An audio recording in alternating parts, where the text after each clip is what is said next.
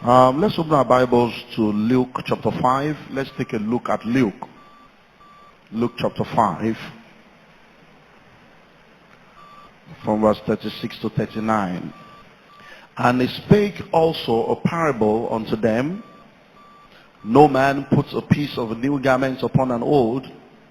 If otherwise, then both the new maketh a rent, and the piece that was taken out of the new agreeth not with the old. And no man puts new wine into old bottles, else the new wine will burst the bottles and be spilled, and the bottles shall perish. But new wine must be put into new bottles, and both are preserved.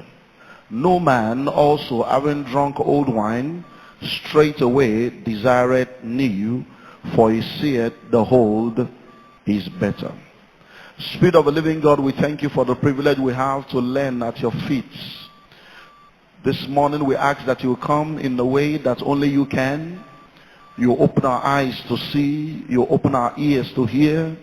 You open our heart to gain understanding.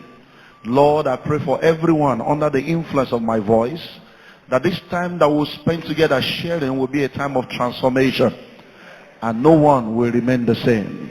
In Jesus' mighty name we pray.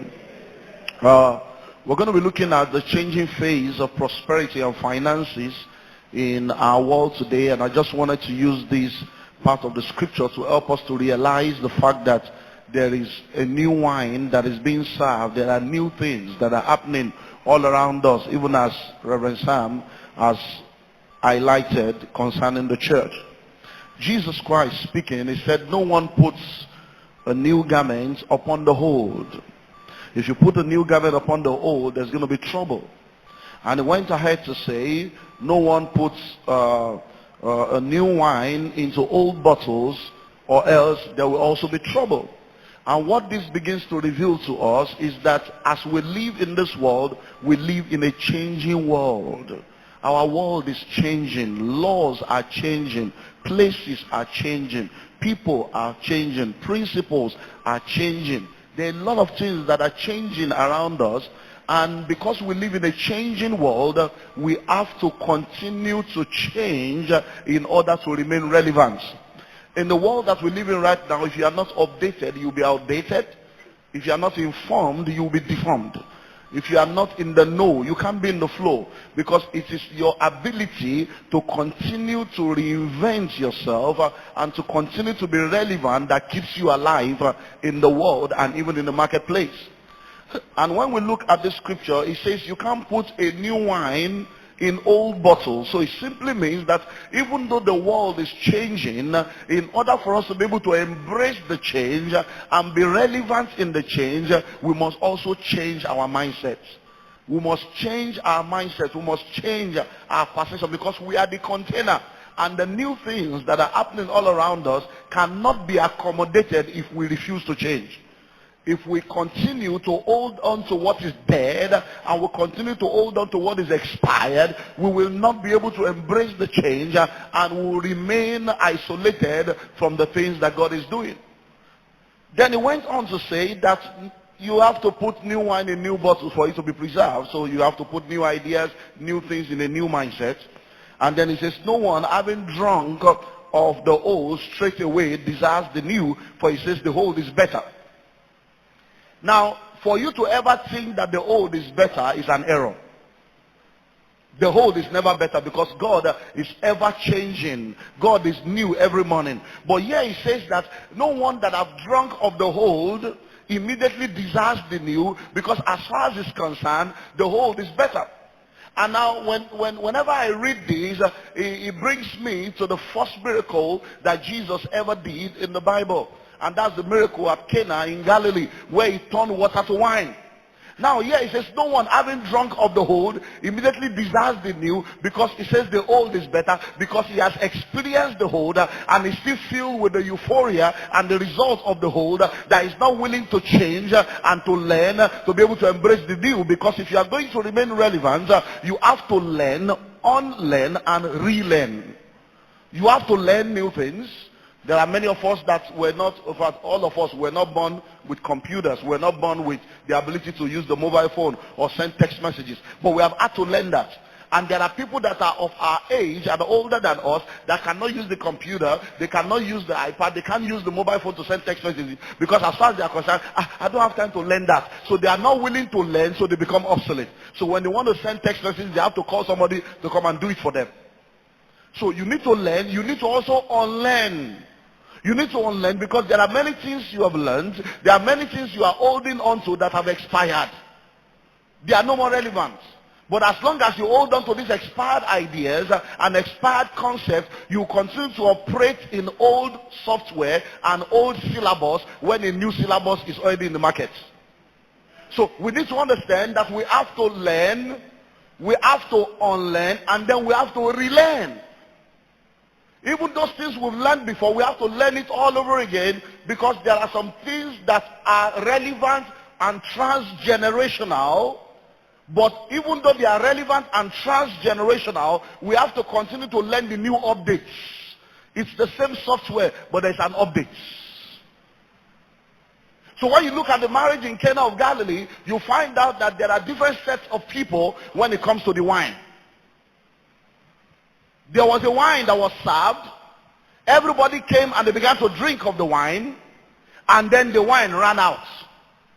And then Jesus performed a miracle, and then we have a new wine. Now, in that singular motion, there are about 6 different sets of people. And that's the same thing that happens in the world. I can't talk to you about the 6. Maybe I'll talk to you about 3 or 4. Because that's not, I'm just laying that as a foundation. Now, number 1, there are those that have drunk of the old wine, and they have become so drunk and filled that they are not interested in any other thing. As far as they are concerned, they did not even know that the wine finished. Number 2, there are a set of people that have drunk of the old wine, and they still have the old wine in their cup. So what they have in their cup is still enough for them for the whole day. So even if the wine finish or the wine did not finish, it's none of their business, because they still have old wine in their cup. There's a third set of people that came in, they drank, and while they were drinking, the wine finished, and a new wine came, so they drank of the old, and they also came and they began to drink of the new. So they have a taste of the old, but they also have a taste of the new. And that's where some of us fall into. But there's also another generation that came into that wedding late. By the time they came to the wedding, the old wine has finished. A new wine is being served, and that's the only thing they have tasted. So they don't have an idea of what the old is all about. Are you getting what I'm saying now? So when you look at all these 6 different sets of people, you see them in our world, you see them in church, you see them in businesses. We have people that have been in church and they have been born again. Just like the question our brother is asking about paper. It's just the old. As I'm standing before you right now, every morning I still use my physical Bible to do my devotion. And you know why I do that?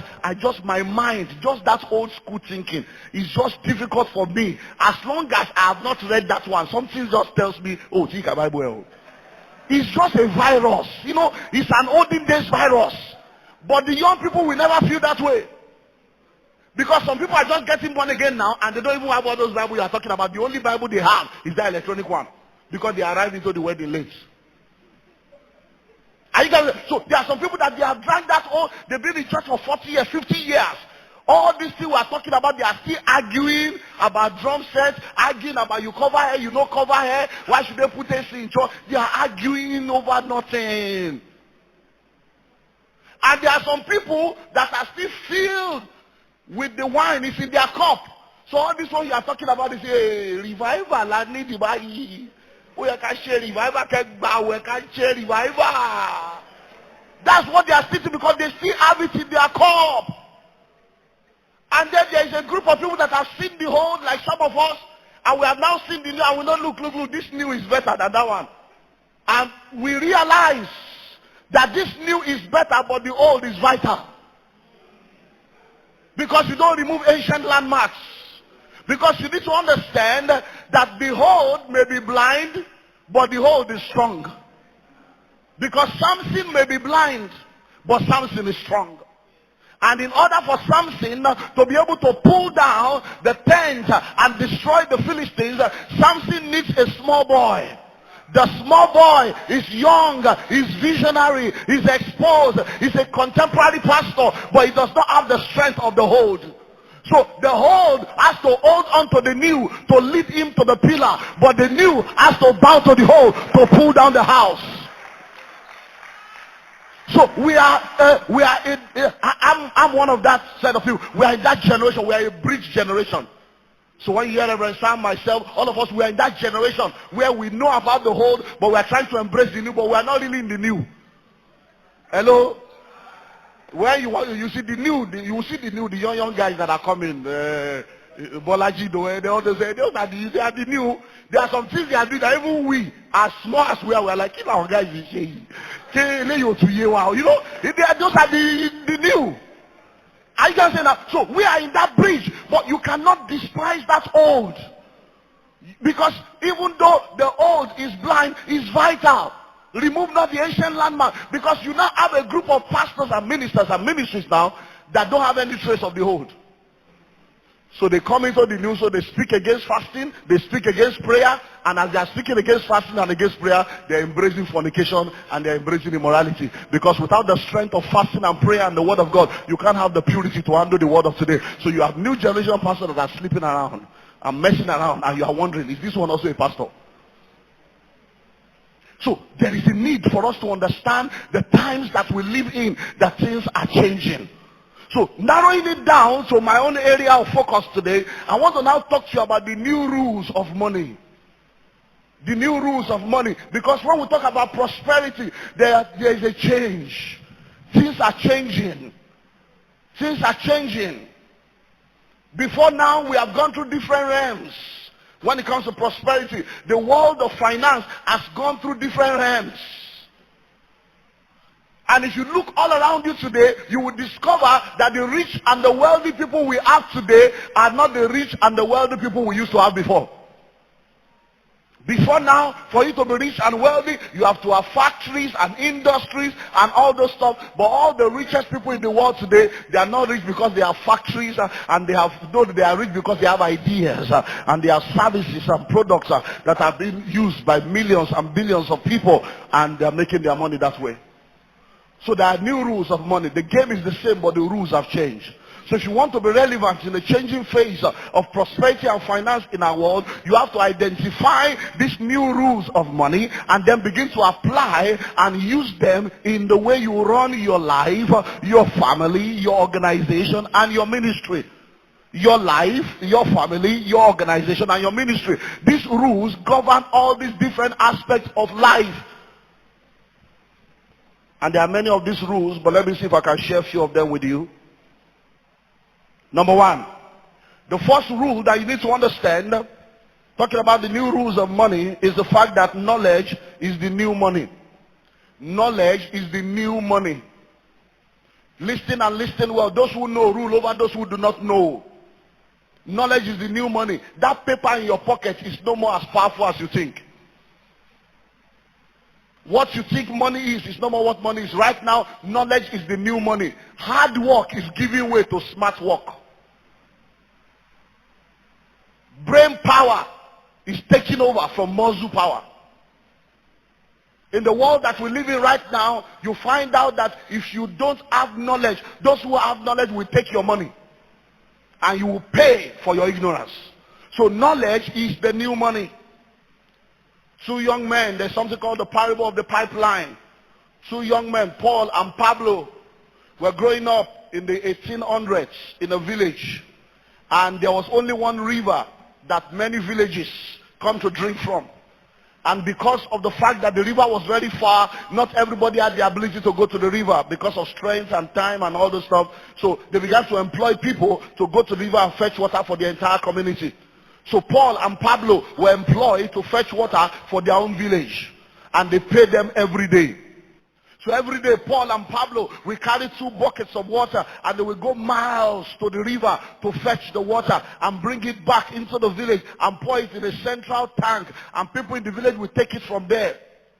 But as they were doing that, they were exacting energy. As they were doing that, they were using their time. And then one day, Paul got a revelation. Paul got an information that if we continue like this, it's not going to work. Do you mean all my life I'll be a bucket carrier?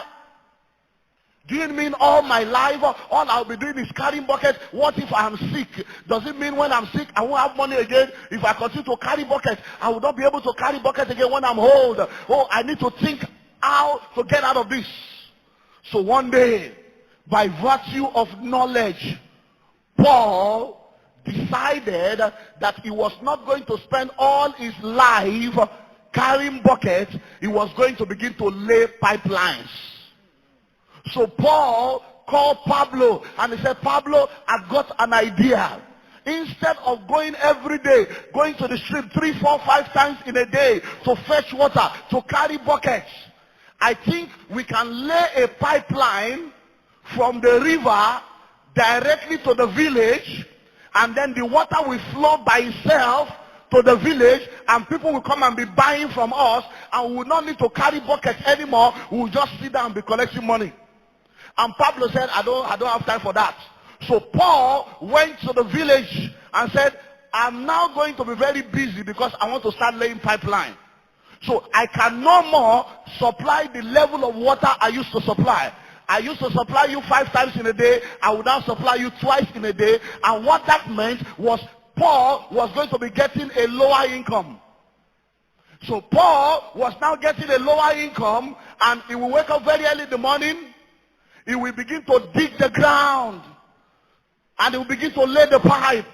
And for many months, not weeks, for many months, Paul was digging the pipe and laboring and getting little income. While he was getting little income, Pablo increased his own work labor. And instead of supplying 8 buckets, he was doing 10 buckets. So he began to make more money. So while Paul was getting less income, Pablo was getting more income, but his health was failing. His strength was failing. And for many months, Pablo was the richest guy in town. All the women were his friends. He was drinking, enjoying himself. And they will look at Paul. They will mock him. They will look at Paul and they will laugh at him. But Paul kept at it. After about 11 months of digging the pipeline, finally the water comes to the city.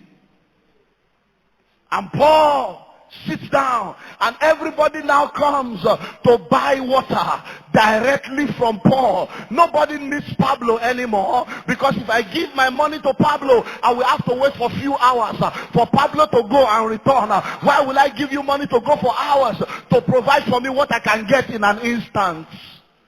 And all of a sudden there was a shift. Paul became the latest guy in town, and Pablo became obsolete.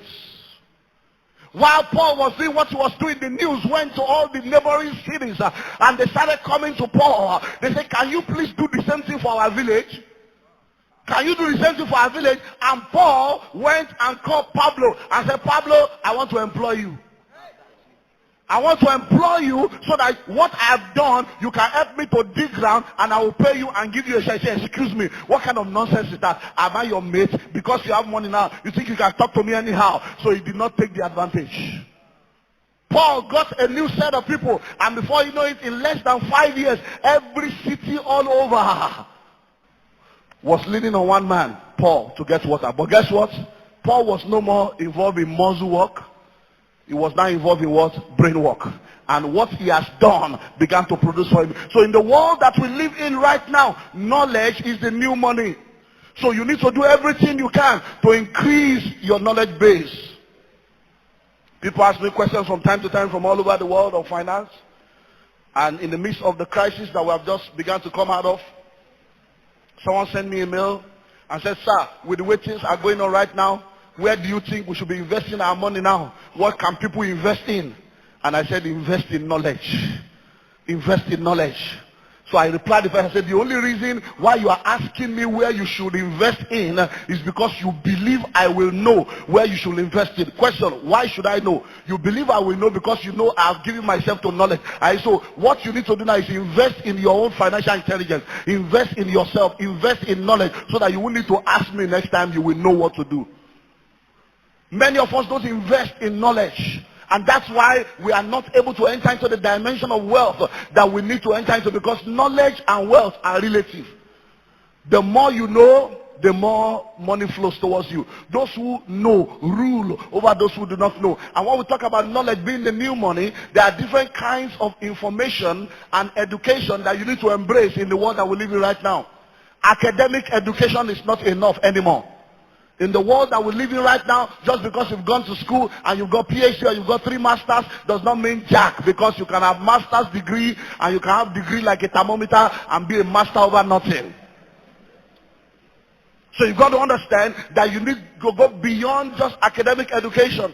You need to have financial education. You need to have professional education. You need to have environmental education. You need to have industry education. You need to have personal education. There are all kinds of stuff you need to have right now if you are going to be relevant in the scheme of things financially.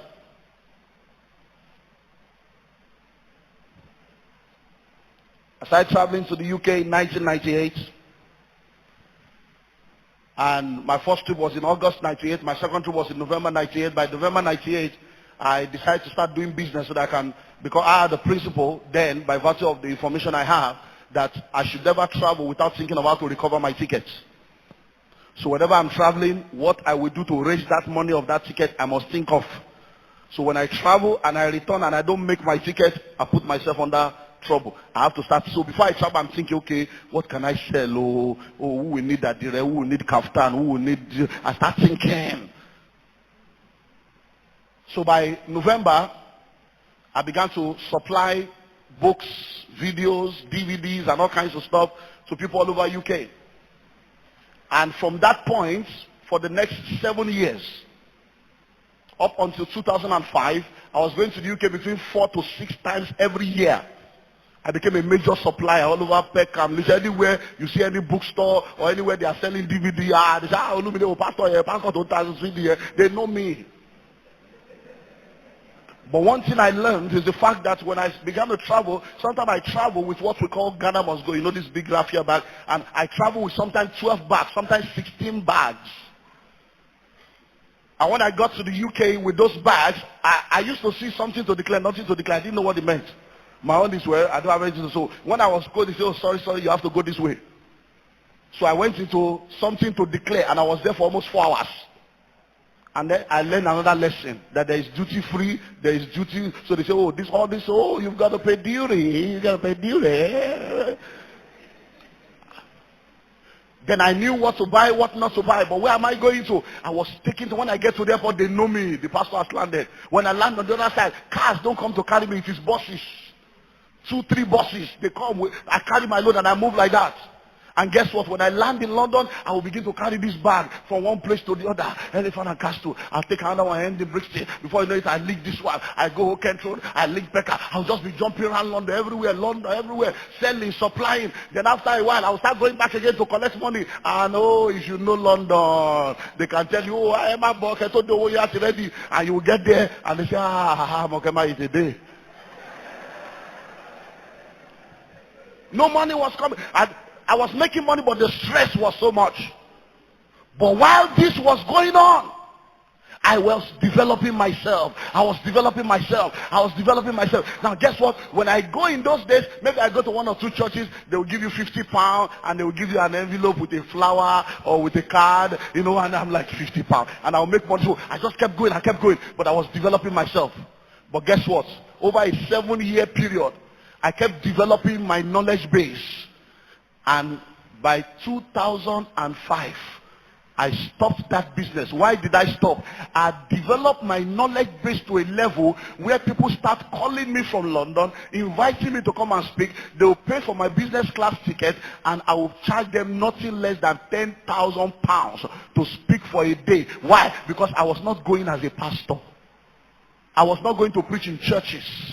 I was going to organizations as a consultant. I was going as a financial analyst. I was going as a public speaker. I was not going as a pastor. So I just realized that, oh, so you mean all the labor of carrying bags. So now I go to the same London. I just carry my briefcase or my suit bag and I enter. And when I'm going, something to declare, I go. Nothing to declare. Because what I'm now declaring is inside me. It's not a load, it's a knowledge. Do you understand? And now I make more money. I'm not interested in going to church. There's no money going to church. All these things I'm sharing with you right now, I will share. But if I want to do this as a business or as a training, it's PowerPoint we'll use. Start with PowerPoint. I will change my language. I will dress differently. Hello, good morning, everyone. You're welcome to this session. I would like us to make it an interactive class, so I like interactive class. So let's start with introductions. Can I get you to just tell us who you are, what you do, and then we'll do that by the time every one of you will tell me your name and what you do. We'll spend 1 hour. Okay, well, we have to go for a tea break right now. And then we'll go for tea break. Then when we come back home, well, you're welcome back. How was your break? Okay, now we're going to be looking at the new rules of money. We're going to be looking at the 8 new rules of money. We're going to be looking at a lot of things. But let's start. What do you understand when we say new rules of money? And I'll throw it back to you again. Then you start answering questions. And after answering questions, okay, let's look at the synopsis. We're going to be looking at this. I'll do the overview. Before you know it, another 1 hour is gone. We'll go for tea break. And before you know it, you have done 3 sessions in a day, 5 sessions in 2 days, you get your 10,000 pounds, you come back home, you chill out. The same information, you just be recycling it like photocopy. And guess what? You don't even need the anointing for that one. You just need the notes. Just let it flow.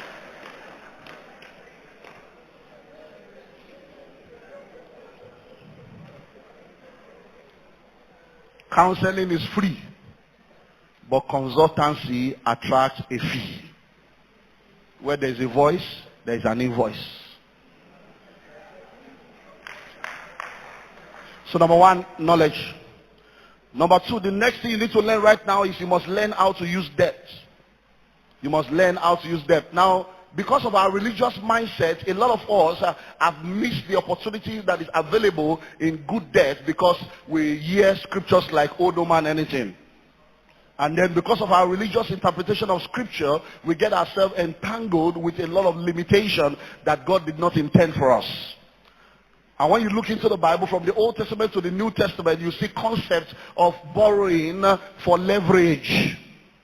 You see how that Elisha told the woman, go borrow vessels, not a few. You come into the New Testament, you see Jesus borrowing the boat of Peter to preach the gospel. You see Jesus saying, go into a city over among you, and you see a court tied down. He said, loose the court, bring it. He went to borrow that court. You see Jesus saying, okay, go to the upper room, go and borrow the room so that we can come and have the Last Supper. So you see borrowing all through scripture, but we don't see it as borrowing because we spiritualize every scripture. We spiritualize it. Now listen. It's good for you to operate in a realm in your life where you have no debt at all. There's nothing wrong in that. Where you are not owing anybody. But you need to understand that there is a difference between good debt and bad debt. Good debt is a leverage. Bad debt is bondage.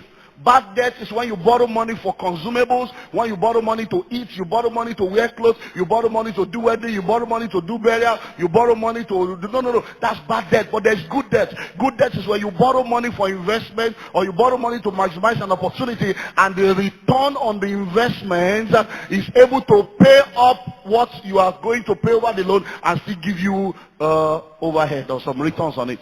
That's good then. Do you know that there are many of us that are working in places where there are opportunities to leverage on those money, but we don't do it because we don't want to owe anybody. There are people that work in organizations where they can borrow you as much as 3 to 5 million interest free, and they'll just be deducting it from your salary, but you're not borrowing. Say, I don't want to borrow anybody. Until you now leave the job and find it difficult to get anybody to borrow you 1 million. You now say, where I was working, they used to borrow people more than I didn't. Because while you are sitting down there, you need to understand that if you take advantage of that, you can actually be borrowing the 5 million. You borrow 5 million, you buy a bungalow somewhere, a tenant is paying you, and then they deduct it from your salary, you are moving on. After that is done, you buy another one, buy another bungalow, and before you know it, even though you are working, you are leveraging on that. A lot of people were shocked a few years back during the Sanusi sanitization when they brought out the names of the non-performing loans and they saw the names of all the rich people in Nigeria.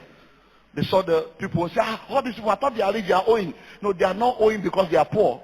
They are owing because instead of using their own personal money that they have labored for, they would rather use other people's money because it will help them to leverage and create wealth. So one of the new things we need to understand right now is to know how to leverage and is to know how to use debt.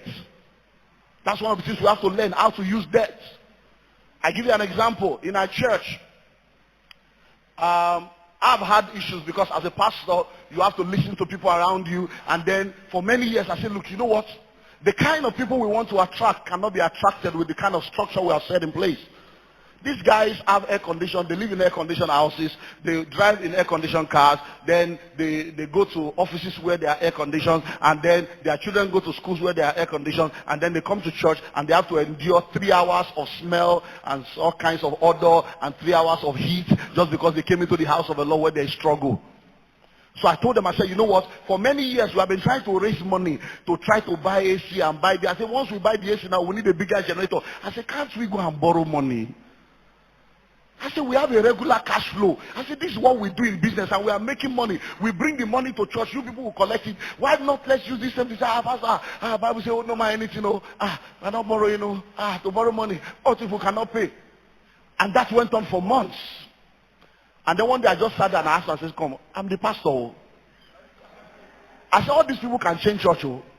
They can get visa and relocate. I said, everything rise and fall on my head.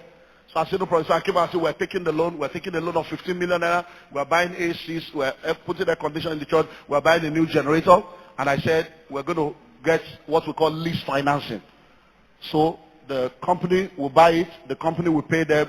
They hold on to the documents and they will be paying them every month with interest. It's called lease finance. And we did that. And I said, I'm going to back up the loan. So I used my house as the collateral. And then I wrote another check as a backup for the company. In case the church one doesn't clear, you present my own. The church check never bounced in 5 years. And then guess what? When that air condition was installed, in 6 months, our church went from 600 to 1,000 in 6 months. It took us 17 years to be able to get to that one point, and it took us 6 months to duplicate 17 years labor just because air condition and tiles, and we did interlocking and everything. So when people come to the church, they say, this kind of church in this area, people started coming to church not because they love God, but because they love the atmosphere. The Queen of Sheba did not go to the house of Solomon because she wanted to go and worship. She heard of the glory and she went there, and when she saw, her spirit left her. And then people will come to the church and then they will say they came with somebody for baby dedication, and they will not return. They will come with somebody for wedding Thanksgiving. They will not return. Why? Because they saw something different. So let's learn this. These are very, very important truths in the world that we live in right now. Because let me tell you something. You see, most of the people that are sitting now in your church right now, that's what they have done with their life that is making them not to have money to give you. Majority of those brand new cars you see in your parking lot that they give testimony about is lease finance. So many of your church members right now, the generator in their house, they are deducting it from their salary every month. The car they park that you think you have prosperous people, they are deleting it from their salary every month. The plasma screen in their sitting room, the deep freezer, everything. So most of those members that are sitting down, what you are refusing to do is what they are doing, and you are wondering how people you don't want then give. No, they have money, but the world is collecting that money. Are we getting what I'm saying now? So the disposable income of your member has reduced. Why? Because they have to finance all those consumables. Because you have preached message of prosperity and nobody wants to look like a failure. So they have to go and buy the car and pay for the next 7 years.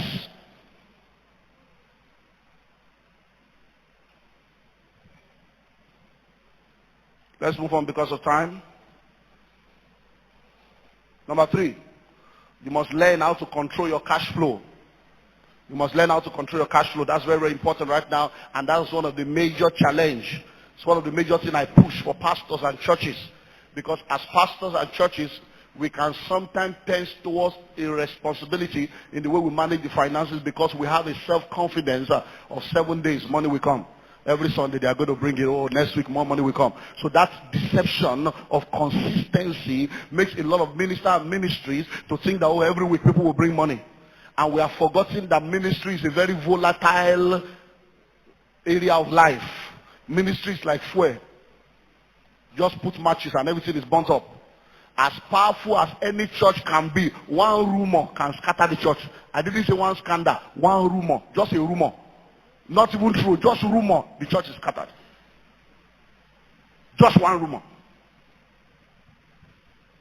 I've seen churches of 3,000 become 600 in less than 1 year. I've seen churches of 1,000 become 200. Our friends, I've been in this thing now 27 years, I've seen things, we've seen things. And you see pastors crying and wailing. Ordinary rain falling on Sunday morning. If you are in debt as a pastor, you'll be praying. Once it begins to rain, oh Lord, give them strength, quicken their mortal bodies. Rain or no rain, let them arise and come. Bring them and bless them. That prayer is not because you love them to come and hear message. Oh. It's like, if these guys don't come and the offering does not meet up, we say, Ray. I can say now. Ministry is very volatile. Just one rumor, people are gone. And the way ministry is right now, there are some terrible pastors, agents of the devil that can do anything. Ministry has become so competitive that the way people carry ministry now is like PDP and APC. They are ready to finish your destiny. Pastors will carry dead body and go and drop it in another pastor's church. Just to let them say only dead body. All kinds of things. Some of our friends have gone through terrible things. Where they will send somebody to go to the children's church of a church to steal a child. All kinds of things. Just so that they will scatter that church. And once people hear, they are gone. I'm telling you, they are what? They are gone. Not that it has happened, that something is going to happen or they are gone. If you don't know how to manage information, between December and January 1 year, maybe about 4 or 5 years ago, we lost 4 people in 3 months. It has never happened. People just, this one died, this one died, this one died. And then one Sunday, a pastor, not a pastor of our church, but a pastor, because we have a lot of pastors that come to our church. They have their own ministry, but it's not a church as in ministry. So this guy is known in our church. He ministers there. And then he came on Sunday morning, gave a testimony. How that armed robbers came, they shot him, the gun did not work, and all those. So great testimony. He died on Tuesday. Okada. He's a medical doctor, and he was doing a course in Unilag. So he left church on Sunday, got back home. They said there's a woman that needed attention, so he did the operation on Sunday night, went to school on Monday. So they called him back on Monday that the woman is still bleeding. He said, check this. So by Tuesday, they said, she's still bleeding. You need to come home. So he left Unilag, took Okada from Unilag, left his car there, and the Okada was rushing because they want to go and save somebody. And as the Okada put him inside the mouth of trailer, he died. The next thing that started happening, what's in Kunkavali, what's in Kunkavali, your metalotiku, the news everywhere. Before you know it, you will come to church on Sunday and you are wondering, what's happening? Just that Otin Kunkavali, and we're in a pastor's meeting. I'm telling you, this is our ministry. We're in a pastor, and one of my said, Pastor, and what are we going to do about this thing? We have to pray. Nothing must happen this month. I said, he said, my wife was asking me this week that, hey, Talutu come. I said, your wife, after being with us for 17 years, I said, Pastor, back will be the money. Hey, but I'm telling you, I had to cry out to God. I'm telling you, a while back, armed robber sent us a letter. They put it inside offering baskets. A letter and say, yes, you guys, you are just making money. You don't settle us. We know you are a rich man. Your church is rich. So this is our name. This is our phone number. We need our settlements. I will give you 3 days to settle, or else we are coming to keep people in your church. When they say, when I say, well, I say, church, we just pray. I didn't tell anyone. I just called the pastors and we settled and we put on security. Do you know what? We kept quiet. Nothing happened. No. Everything was normal. Nobody came because, I finish them, I kill all of them in the name of the spirits. Oh my kuni sheshe mama bawoni ya o ma ku mo ma ku e te fe ma ku ni wo e ma gbonje mi kò ní wọnú kun yin o ma ha sí lo fún ni. When I did some dangerous, I just left it there. So we did not tell anybody. But after about a month, one of the pastors said, we need to inform the security people so that they will be able to say, hey, these guys don't have the liver. I said, all these Christians of nowadays, they don't have fire. Oh. It's just yuppie Christianity. That I said, well, you should tell them how to relocate me. Say, Pastor Koleto here. So they called the meeting of the security people. So we just want to inform you in confidence. We got a letter about 6 weeks ago. We are praying about just watch out first. He goes, Pastor, don't you know we are in the front of fire? You are just telling us 6 weeks later. What if they had come? Pastor, we don't agree with that. Before you know it, I'm telling you my own now, true life. So before you know it, you just be seeing empty chairs. You're like, the news has gone.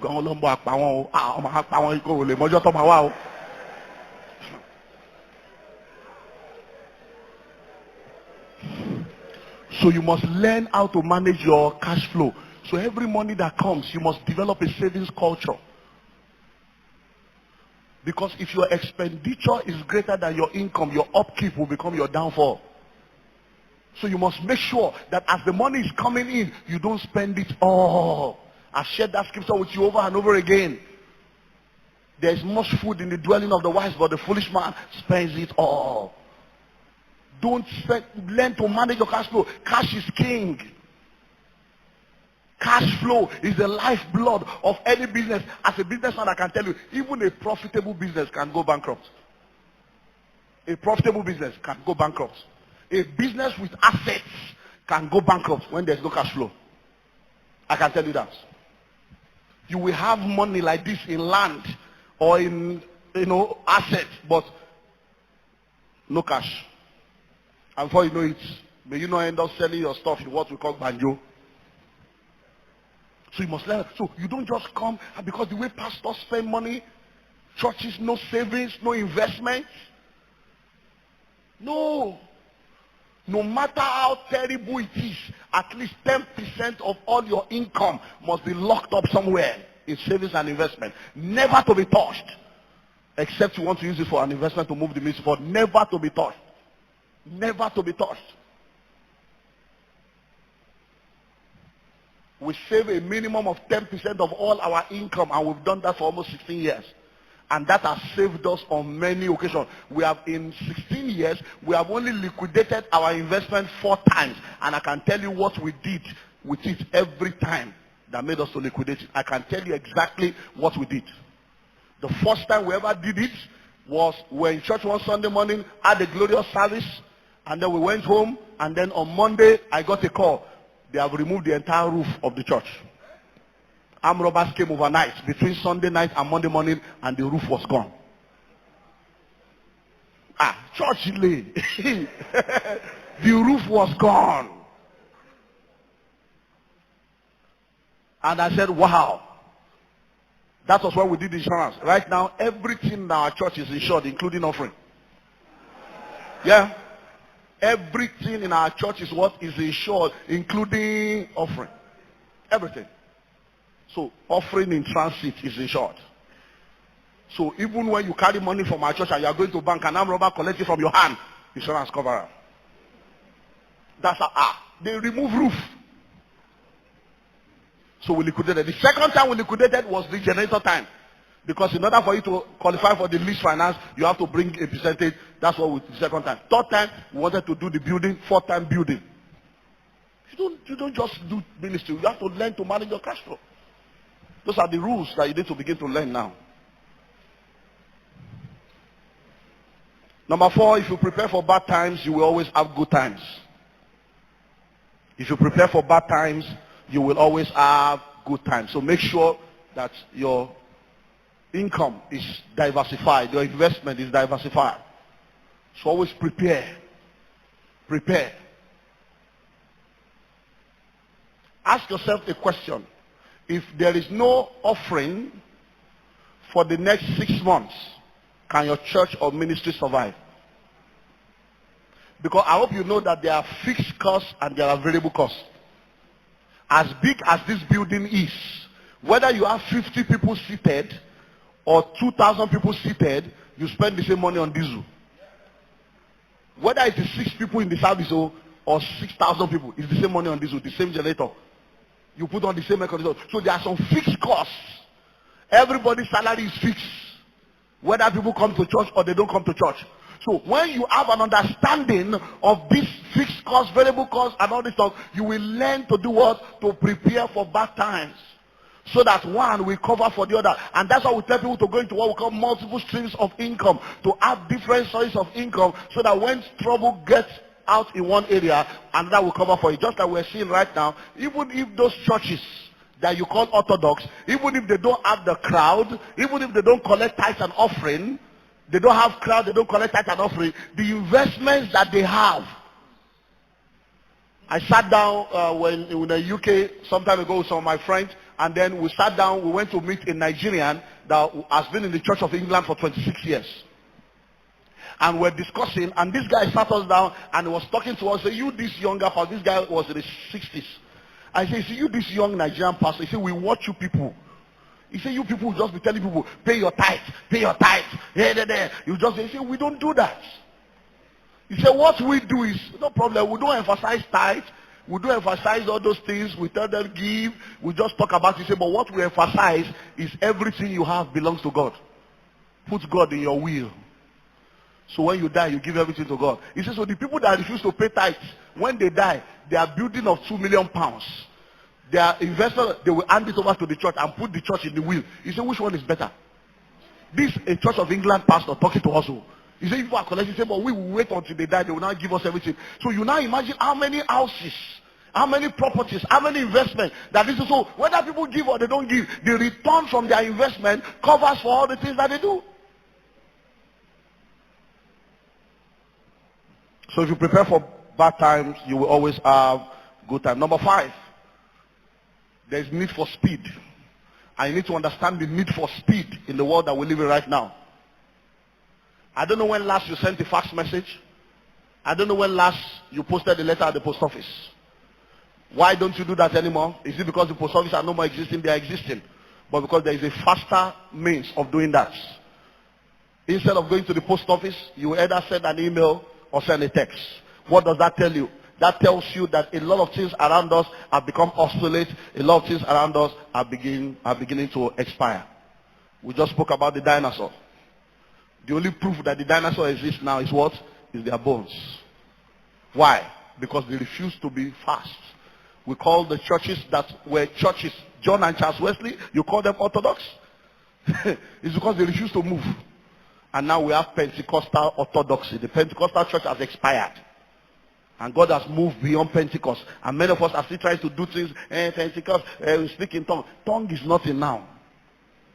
We have to move beyond that realm. So there is the need for speed. So in order for you to be relevant right now, you need to begin to think of how to automate everything you do. Listen to me. There's coming a time. Are you ready? Like we have said, as we were rounding up with Reverend Sam in the first session, people will no more go to the market. Jumia, Konga. In fact, we get all kinds of email now. And I'll tell my wife, I am a Leo. This thing, they will tell you, come and buy Pomo. Come, everything, we get emails. Egg, ogi, everything. They will tell you, come and buy. Even cook meal. There's a goosey soup there. I told my husband, yeah, anywhere, the message. Come along, I will think you are the one that cooked it. Amen? Now, do you understand that now? So, you have to automate things. So, the days, like we're talking earlier on, okay, they should carry the whole Bible. They should not use iPad. That's when it's existing. Do you know there is coming a time when there will be no need to produce all those things anymore? There will be no need to come up with any hard copy of a product. Why? Because everybody is downloading it. Oh, bless you, man of God. Everybody's what? Is downloading it. They are downloading their music. They are downloading the ebook. And nobody needs to go to any bookstore anymore. So if you are running a bookstore now and you are not thinking of having an online version of that bookstore, you are already operating in error. So everything you are doing now, because there is the need for speed, e-commerce is the way forward. You have to begin to think of how to automate everything you are doing, so that that speed will bring in money faster. Do you know that to produce one book as an author, I have in my warehouse now books and products worth over 100 million. Do you know what that means? Sometimes when the auditors come, their brain cannot, and they say, why do you keep all this inventory? How do you have 100 and something million just tied down? That doesn't work like that. Say, you see, you don't understand. We have 11 offices. So, and we have over 30 books and over 40 CDs. So even if you have 1,000 copies, it's still, you know, so I said, so it's not like that. Nobody wants to tie money down. He said, can't you automate? I said, automate it. I said, Nigeria, we are still crawling in some of those areas. I said, but if you get to my London office now, you won't see books there. You get to American office, you won't see books there. There are other ways to do it because of the development that they have gone into. So we need to begin to think of speed in whatever we are doing right now. Now, do you know that there is coming a time, you know we are talking cashless society. Do you know there is coming a time when your members will not have offering? Oh, come and drop money on the altar. Do you know they won't drop anything anymore? Connect to the altar. Bring it now. Make a connection. Make a connection. Is it checkbook they will use to make a connection or ATM card? There will be no cash in their pocket to make any connection.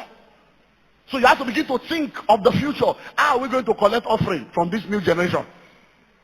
Do we have the system to get the offering? Do we have the system even to bring the money in?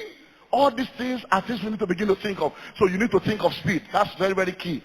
In the changing phase of prosperity right now, you must learn to use speed. We've spoken about the social media in the first session already, so you need to begin to think about, do you know how much it costs to do a full page advert in all this conventional? You spend between 800 to 1.1 million for a full page advert. And do you know that instead of spending that money, if you put $1,000 on social media and do pay-per-click or do some broadcast, you will get more results than spending $850 for one full page that only few people will see. Do you know that we even overestimate how many thousands of copies of newspaper have been printed? The newspapers now, they are reducing their prints per day or whatever. There's this magazine that we used to support. We do advert there, we do all kinds of stuff there. And one day the guy calls us into a meeting, and then he begins to tell us the challenges they are going through. And he said, you know, because since we started, we have been trying, the highest we have ever printed is 3,000 copies. Money, I hear you, 3,000 copies. And I'm giving this guy money for adverts. All the money I'm spending on that advert, I would have put it somewhere else. I thought it was doing like 15,000 copies. So that day, he said he needed money. I said, no problem. I would rather give you money every month, every year, than to be continuing with the advert. So there is a need for speed. So let's begin to think of how we can automate everything we do. I want to start a business. I need money to rent a shop. I need to buy a computer. No. All those things are old school thinking. You don't need a shop now. You need a laptop. You need an iPad. You need internet connectivity. You need a website. You can do everything in your car. You can do everything in your house. Why? Because you are leveraging on technology. Number 6, you must learn the language of money. Every sector has its own language. There's a language of law, there's a language of medicine, there's a language of money. How many of you have ever gone to the hospital and then the pharmacist wrote something on the paper and gave it to you, and you looked at it and it looked like Chinese, and then you gave it to the doctor and the guy understood what you said? That's their language. By not understanding their language, they can sell you because that's their language. Law has its own language. Many years ago, when we started out the ministry, we rented a property, and then we rented a warehouse. We outgrew the warehouse, and there was a large expanse of land in front. That was our car park. So we spoke to the landlord and said we wanted to build something on the ground, that he should give the land to us. He said, no, he will lease it to us. So he leased the frontal part of the warehouse to us, and we did an agreement. And as a young pastor then, I felt we don't need a lawyer so that they will not collect any money. So we did agreement among ourselves. The guy used a lawyer, I didn't use a lawyer. But in the clause, he put something there that I didn't even understand until 7 years later. 7 years later, the guy collects money from another church. He said we should move. We said we are not moving, we are still using the place, we still have rent. He said, but you have built your own place. Why we use? I said, we have built, but our rent, you still have 2 years with you. He said, no, so he collected money. Case started. By the time case started, we said, okay, no problem. If we are going to move, we will remove everything we have built. And then he said, go ahead and let me see. Then You will see whether we have that kind of agreement. I say agreement. But when you say agreement, what I only password call. So I took the agreement and I called the I said, lawyer, what do you say? Pastor, how can you people sign this kind of thing? How can you sign this? You know what the guy wrote there? He said he's leasing the land to us, and then when we are leaving, we will return the land to him with all the appurtenances. That's English. All appurtenances. I didn't know what it meant. All appurtenances means you will return the land plus every development you put on the land. And we signed. We signed. So when we say learn the language of money, in this generation, many people have gone into trouble because of this. Do you know that there are 2 clauses in every loan worldwide, especially in Nigeria, that nobody, no bank will talk to you about it? 2 major clauses. Clause 1, there is no loan you get in any bank in Nigeria that has a fixed interest rate. They can change the interest rate anytime, but they will never tell you that. Number 2, for every loan you get in Nigeria, they can call for the money anytime. Even if you have an agreement of 5 years, they can say, okay, we need it now. But everybody signs. Why? Because they call it fine print.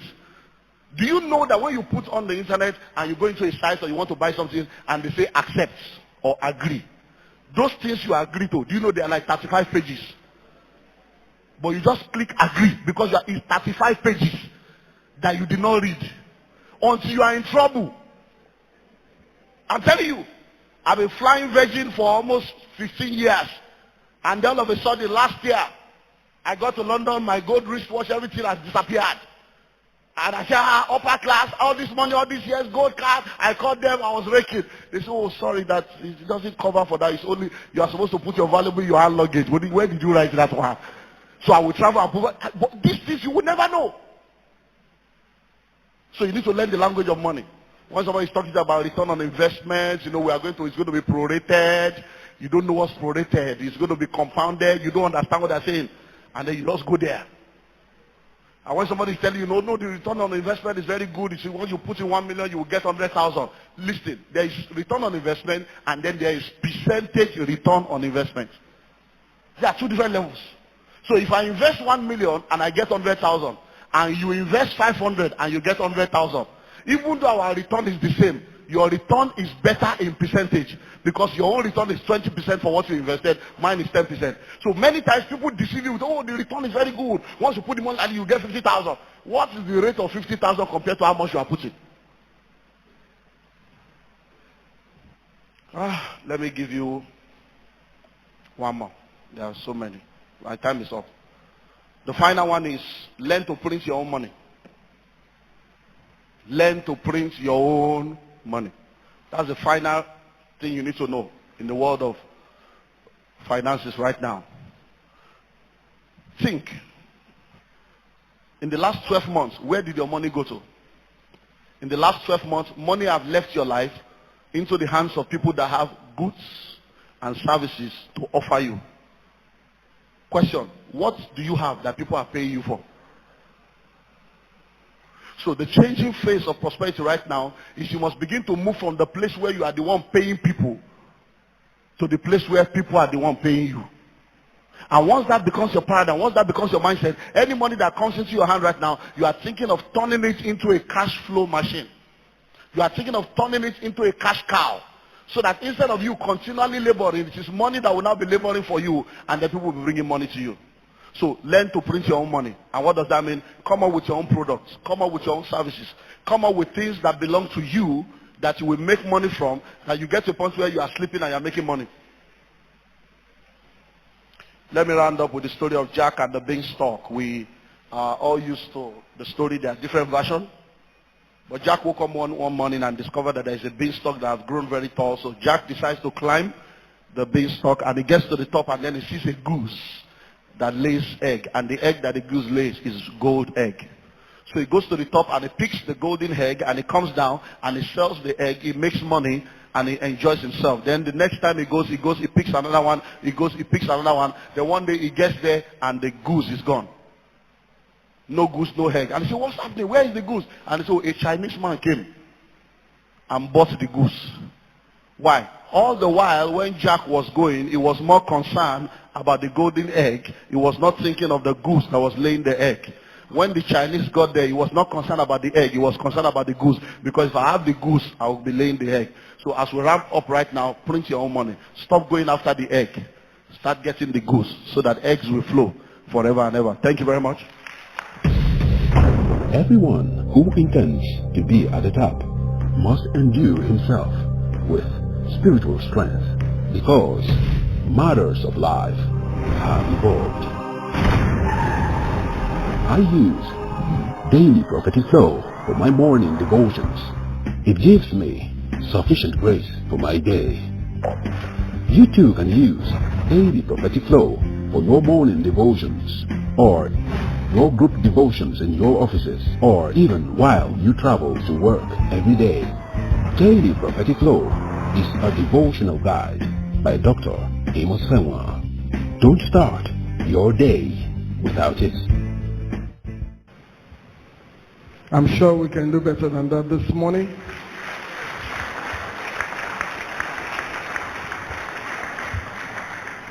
Okay, I'd like to summarize the session. Pastor Olumide Emmanuel took us through the rules of money, and he told us that in this age, knowledge is the new money. He taught us how to understand, or he told us to understand that debt can either be good or bad, but the essential thing is we must learn to use debt well. We must also learn to control our cash flow. We need to prepare for bad times in order to always have good times. There is need for speed. Tick says the clock, tick tick. What you have to do, do quick. We need to learn to use social media. We need to learn the language of money. And finally, we need to print our own money. In other words, we need to erect our own toll gates, so that as people pass through the toll gate, you collect your toll fare. Because every day you're passing through other people's toll gates and they are charging you toll fare. You pay rent, toll. You buy clothes, toll. So what toll gates are you erecting for people to pay? So we'll take questions right now. If you have questions, you can write them. We'll take maybe one or two, and then if you write them out, we can maximize our time. Tell us your name and go straight to the question. Thank you, sir. My name is Daniel. My question is, Pastor spoke of multiple stream of income. Considering this statement, jack of all trades, master of none. Based on this, I want to ask, at what point should we diversify? At what point should we diversify to have multiple stream of income? Thank you. Okay, so how do we diversify to have multiple streams of income? Any other question? Yes. Okay, there's somebody at the back there, quickly. Ajayi Olumide. My question is, how can we relate if a pastor, just like some churches, when a pastor decides to, like you've taught us, to maybe create a school, a secondary school, primary, or university. Now, it is believed that the money in which the pastor or the council of in the church that they built the schools should be from the offering of the ordinary members. So, in order to make profit, if you put up the margin of the school fees at a particular price, which is not too comfortable for the ordinary members of the same church, how do we relate that to making profit and then, helping the members and the church as a whole, or helping the outside world to show love? Okay, specifically, are you asking that if you have used church funds to build a school and you need to recoup or you need to make profit? Yeah, of course. How do you set the school fees and all of that? Yeah, exactly. And how do you relate? And how do we relate making profit and still making profit and the ordinary members still to enjoy from it? I mean, okay. Just the relation, not the social benefit versus the profit motive. Exactly. Thank you. When you have used church funds to set up schools. We'll take two more and then I'll have the Reverend respond. Yes, please. Tell us your name. There's somebody here, sir. My name is Adebayo Solomon. In the area of how to use debt, we have heard it several times that at a small scale industry, I mean a small scale person that wants to start business, that it's not good to go into debt for that, because it's a risk that you are putting on. What about this is the first time of business? What about if that business is on the other way around? So What's the question? Some speakers used to encourage us to use what we have first for start the business. The question now is that, how do we see, what is the difference between these? That is, I'm saying that in a small scale, you want to start a business. Is it advisable to borrow for start a business, apart from investing or buy a property? This is the business you want to start now. Is it encouraged to buy? Should you borrow money to start a business? All right. We'll take one more. I have a question here. I write poems and stories, but I really want to publish these potentials.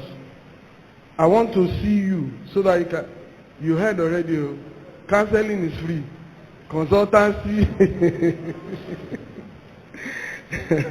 Okay, I want to see you so that you can help me in this area.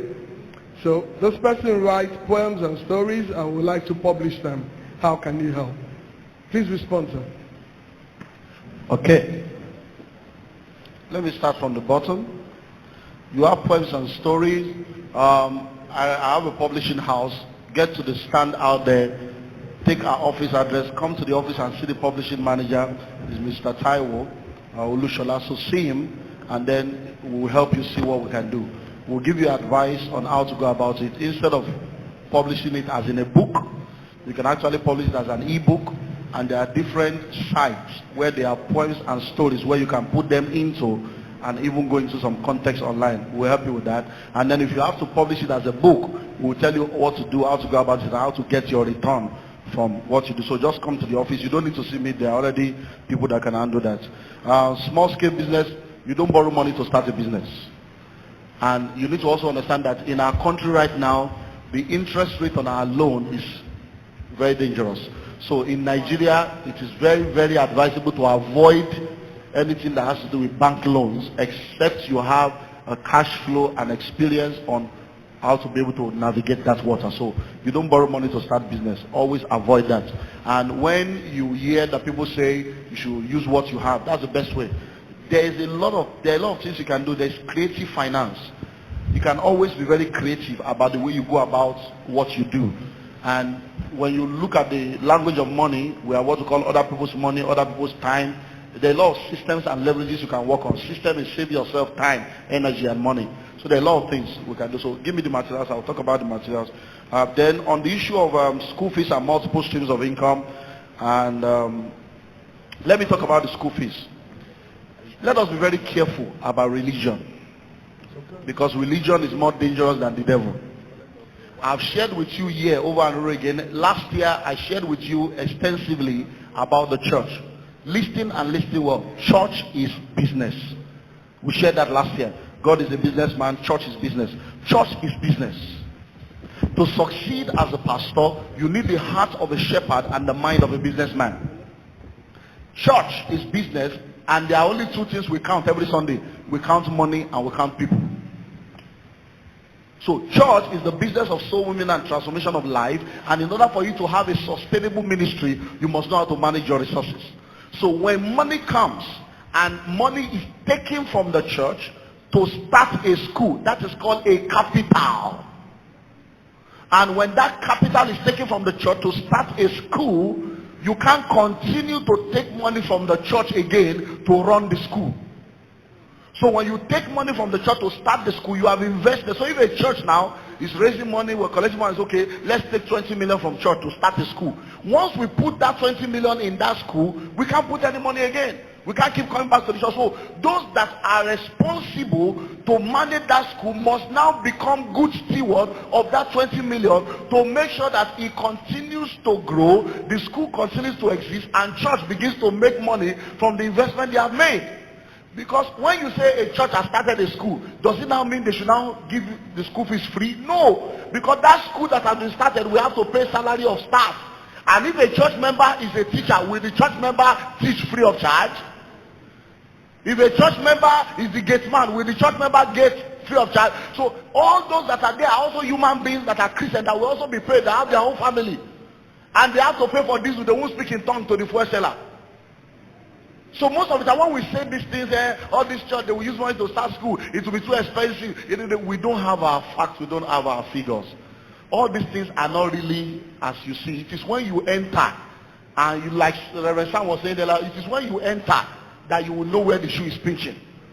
Let me tell you something. Majority of those schools that you see, that you think everybody is paying school fees, when you get there, you will discover that majority of the people in that school are on scholarship by the same church. So a church can decide how to do their social welfare. We can say, for this church, we are starting a school and we are going to make the school to be 40%, 30% lower than the actual market value. Or we can say, for this school, we'll charge full fare, but we have 30% scholarship. And the scholarship will be for indigent students, and then they have the qualification for that. But you may not know that because you are not in the school, you are not in the governing board. You just see from outside, and from your perception, you criticize. Whatever you don't understand, keep quiet or ask questions, because really, it's not always like that. It's not. And sometimes you don't even know whether they borrow the money to start the school. I just told you now how we borrowed money years ago to buy generator and air condition. Now, some members of the church will not know that. Well, for me, I will say it. I always say, at Yahoo, we are in debt. I will tell me I don't have any secrets because we are all together, so that they won't think there's one money anywhere. But you need to understand. Some people may not even know. They say, church has money now. They just bought it. They just bought that, not knowing that it's a debt we are financing. And then when we talk about multiple streams of income, jack of all trade, master of none is, I don't know where we got that from, because it has put many people in trouble. Now listen and listen well. Multiple streams is not multiple struggles. And I think I've shared that here also before. Multiple streams is not multiple struggles. For you as an individual, there is what we call a dominant stream. Your dominant stream is the core of what you are created for. So you are supposed to focus on your primary and dominant focus, which is your call, which is your calling, which is your work.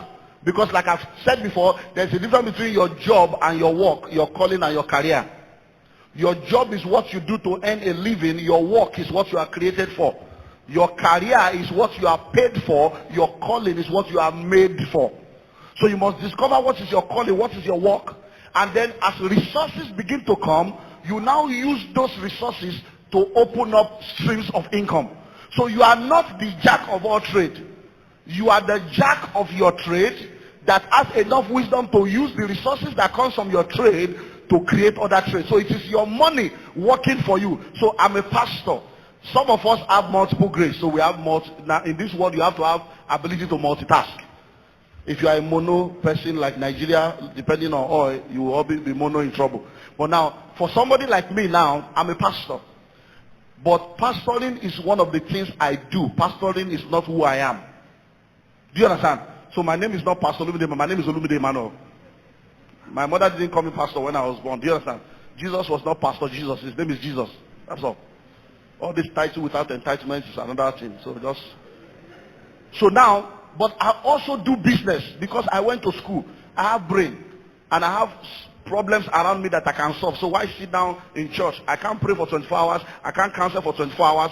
So why sit down, be lazy, say I'm doing full-time ministry when I'm not really doing ministry full-time? So I do other things. But guess what? Majority of my money does not come by me laboring. Do you understand? Majority of my money comes by money working for me. So I buy property and they are paying me rent. Do you understand? I write books and it's selling all over the world. Now that is streams of income that does not require me being a jack of all trades. So when we say multiple streams of income, it's not multiple struggles. And then I have out there about 42 CDs on wealth creation, on relationship, on all these things on the table. Activating multiple streams of income is right there. It will tell you all the things you're talking about. The one on debt, debt-free, strategies for wealth preservation. Many of them, there are over 40 CDs there. And then this book, The Pathway to Wealth. And then this Bible of Money, the School of Money, how to make, manage, and multiply your money. So get all these materials. Most of the questions you are asking, if not all, are already answered in those materials. Buy the truth and sell it not. Thank you.